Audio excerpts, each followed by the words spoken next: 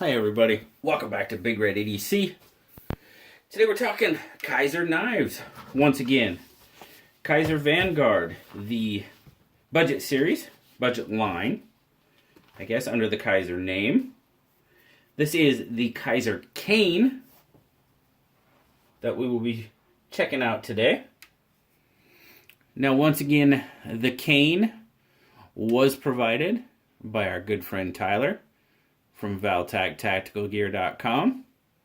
So thank you once again, Tyler. Greatly appreciate it.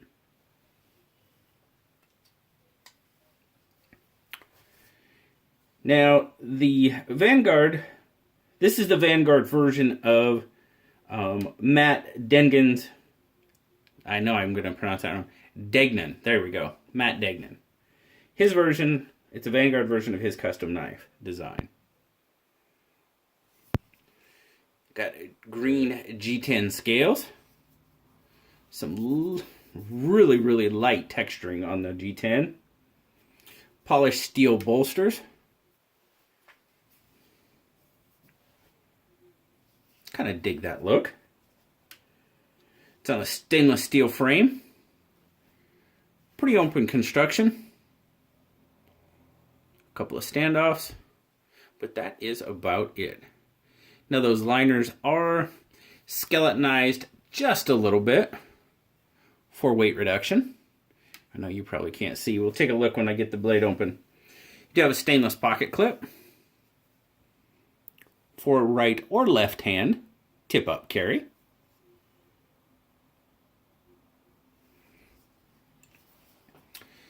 You have a 5-inch handle length on the Kane. Manual flipper, ball bearing pivot, and it is indeed a liner lock. Kane has a 3.5-inch VG10 harpoon style blade. There we go again. We got another harpoon blade. Like I said, hadn't had a harpoon blade on the channel for quite some time. Well, at all until like a week or so ago.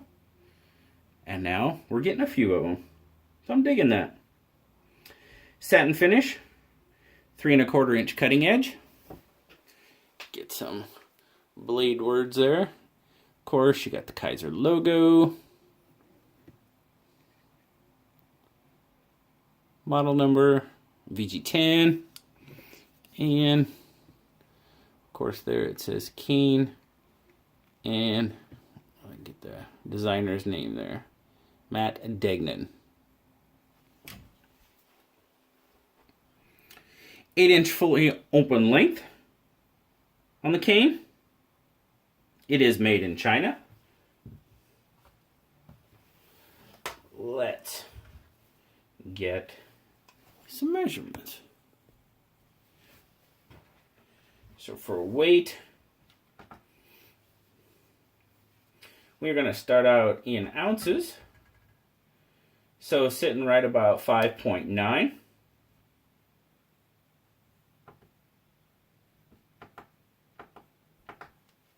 And 167 grams.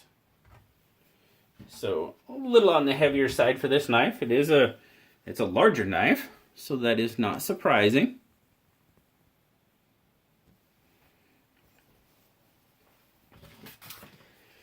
Let's see here. So thickness, we're looking at about 0.51. And widest point across the pocket, it's going to be right on the tip of that harpoon there. Of course, it's going to slip off, so I will go right about there. 1.33 it was. Yeah, 1.33, 1.32. Yep. So not too bad. I did not find it to be a pocket hog. Like I said, it was a little heavier, but carried really well for me. I didn't mind it at all. It's not like I was carrying an anchor around in my pocket, so that's always a good thing. So, my take on the knife, guys.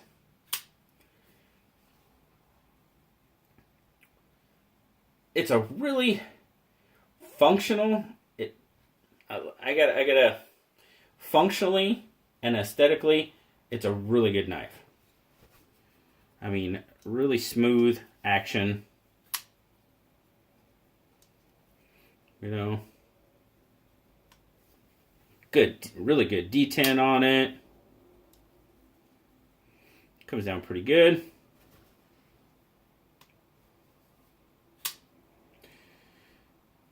Access. Got good access to the liner there, to the liner lock. No issues there. Really solid lockup. No blade play. I'm seeing... I would probably push on 50% on the lockup. By my estimation. Yeah, pretty close to 50. 45, right in there. Good solid lockout though.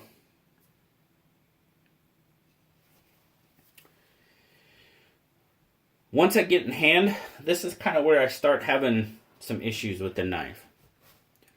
In the grip, the pocket clip, it hits me, it just hits me, well, I don't know if you can see there. I don't know if you can see that in my hand, but see those red marks right there? That's where that pocket clip gets me. And not only that, but they did a really good job of chamfering the metal, the stainless, you know, the steel here all around. The G10 is chamfered really well on the exterior. You go to the bottom, it's not too bad. It's a little rough right there. I get some roughness right there. And back here, this, I mean, it's not horrible, but it's just kind of, I don't know how to say it, but it's just kind of sticky, you know, grabby. And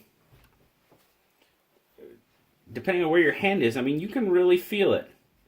In here, that's not too bad, I guess. The one thing I did notice with the flipper tab is when it was in pocket, and I'm trying to,